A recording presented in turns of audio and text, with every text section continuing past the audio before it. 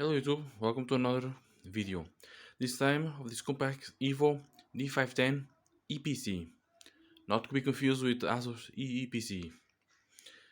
This was launched in 2001 and it's based, as you can see on the stickers, on a Pentium 4. This is one of the smallest computers I've seen using a Pentium 4 CPU. These ones originally came with a 1.7 Willamette core, and I was able to upgrade to a 2 GHz Northwood, which did give a better performance boost.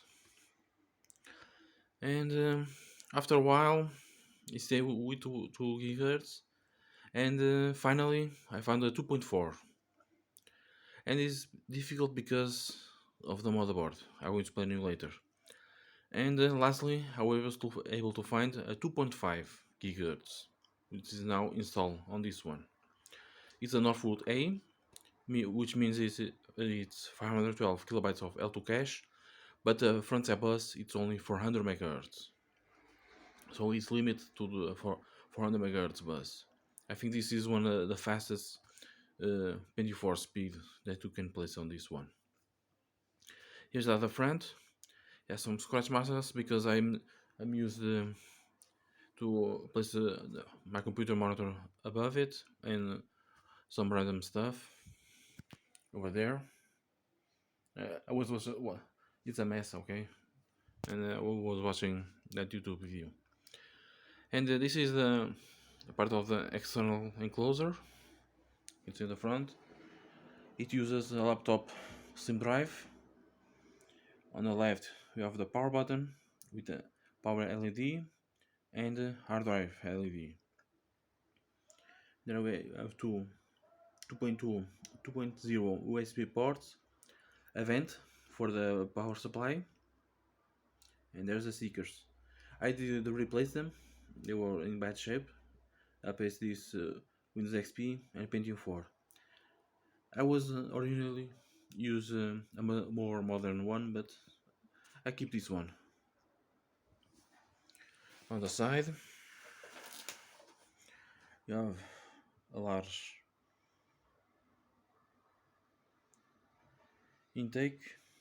In this case, it's an intake because of the Pentium 4. On the top, you have the out.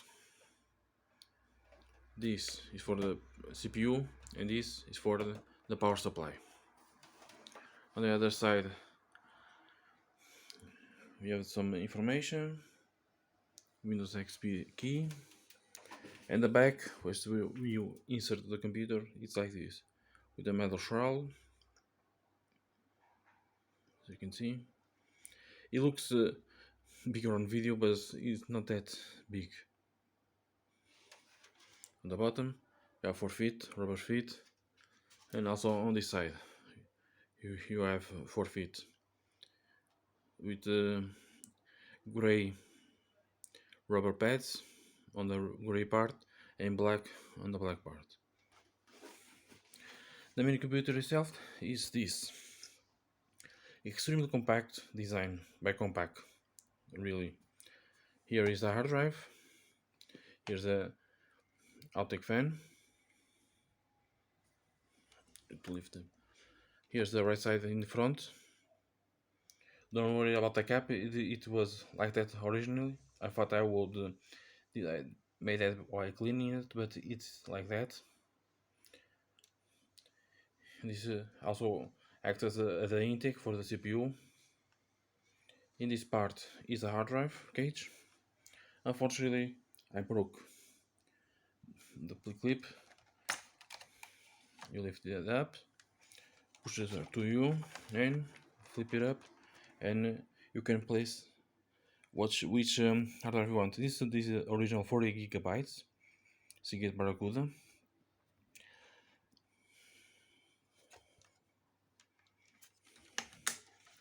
Really cramped up system. Oh, before I forgot, there's our RAM slots. There's two. Right now it has 1.5 gigabytes of RAM. There's a the power supply. It's a light on model. I'm going to play this so you can see better. Not many amps, of course,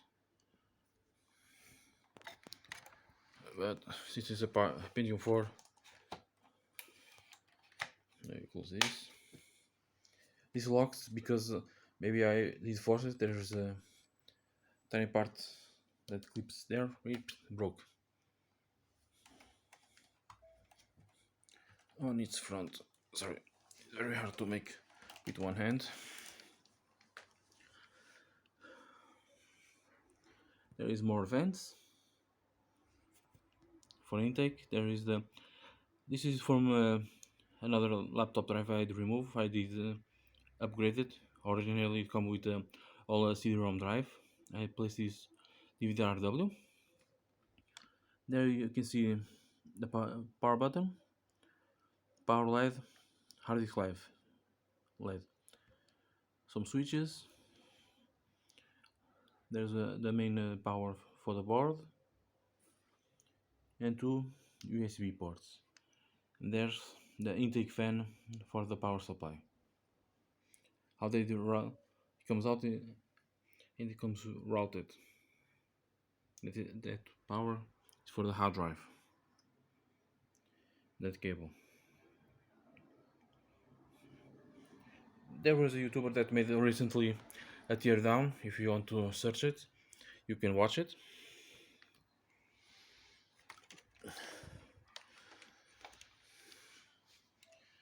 On the right side, nothing special.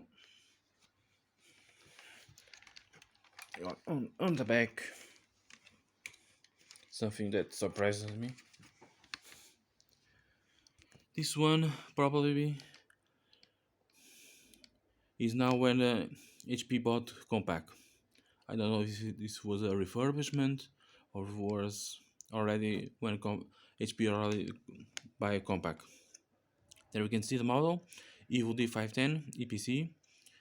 It comes with a packet serial number, product ID, and then the COMPAQ trademark.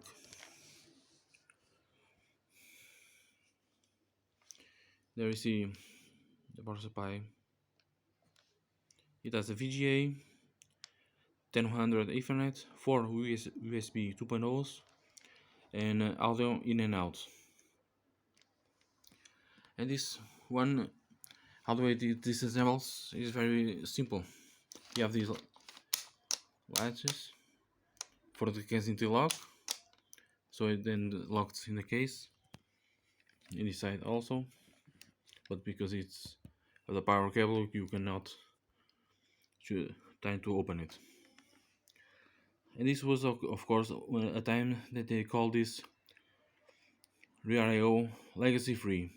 You don't have a PS2, not parallel and serial, only USBs, audio ports, Ethernet, VGA, what you had at that time. If you use a PS2 mouse, you need an adapter back in the day. And now below,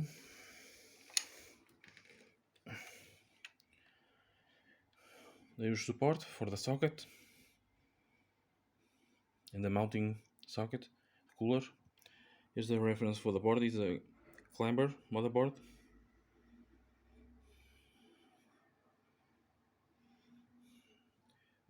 There is another you have to split 8 pins. That one is 10 and that is 8.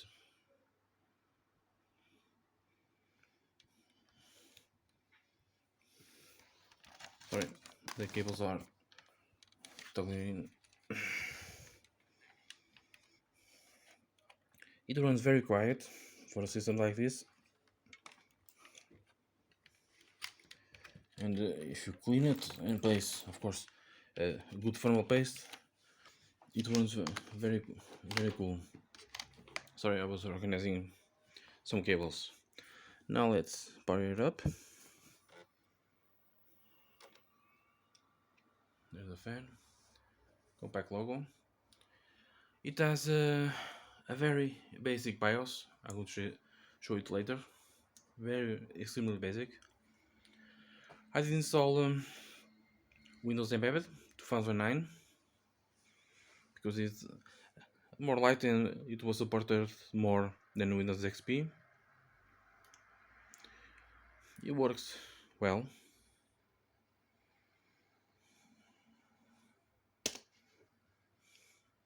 As you can see, it boot up really fast.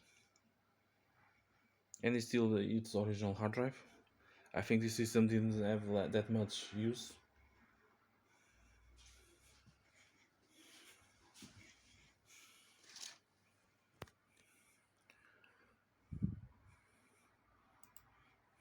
Let's go to CPU Z.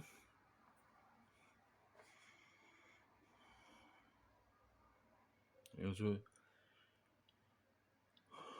what are the rest of the specs of this machine?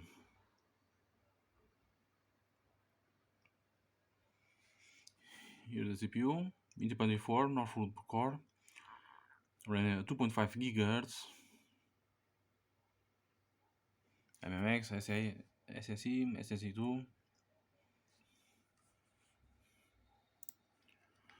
The chipset that uses it's Intel 845GL.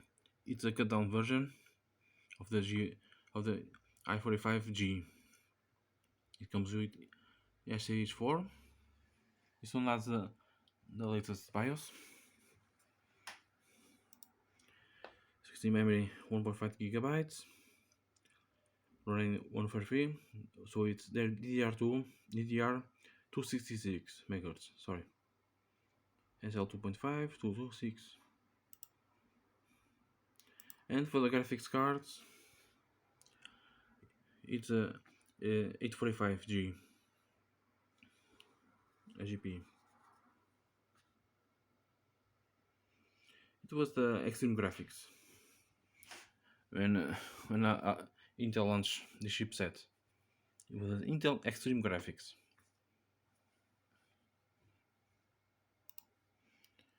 It had some better features than the 810, 815, and some games will run even better on this chipset.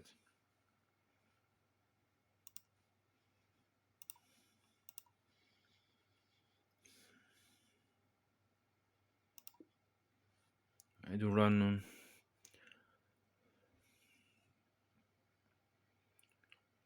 Counter-Strike 1.6.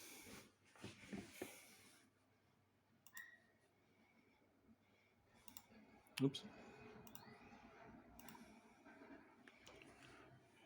It runs okay. I'm going to show you what configuration I'm using.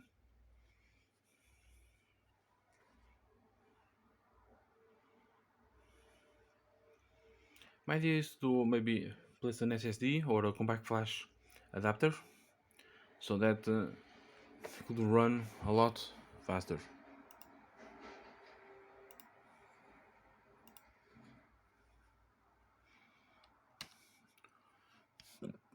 Options.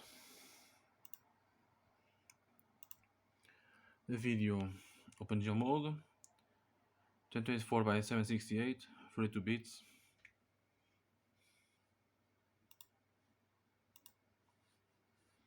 See. It runs pretty smoothly.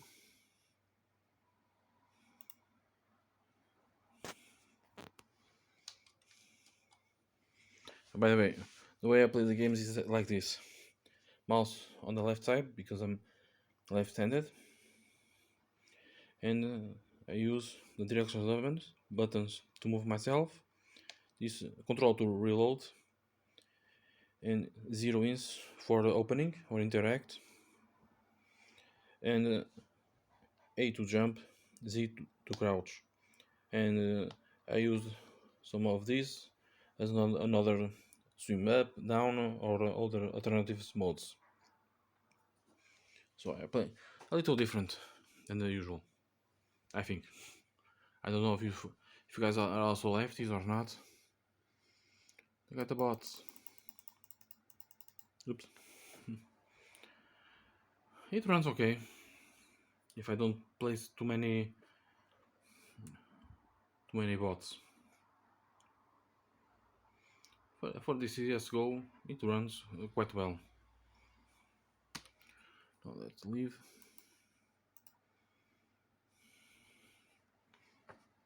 I did try another games, but because the GPU it didn't work that well. Glitching, missing textures, or black screens. So CSGO was the best one I could play with. In terms of browsing, I did use this last version of Mozilla Firefox. I didn't use this computer in ages. I don't know if the last time it was free 2 years. I know that you use very once or twice per year, I think.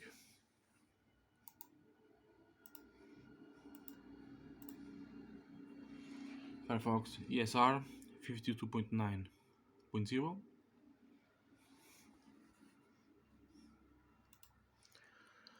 Okay, unfortunately, even at 144p, I need to test it out, but it's not that great anymore. It pushes a lot for the system.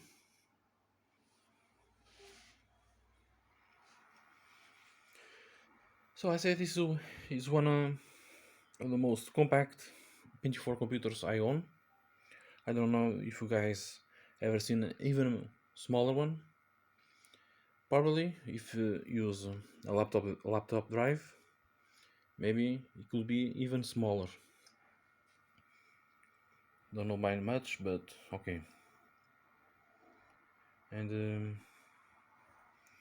and that's it. Thank you for watching. See you guys in next video.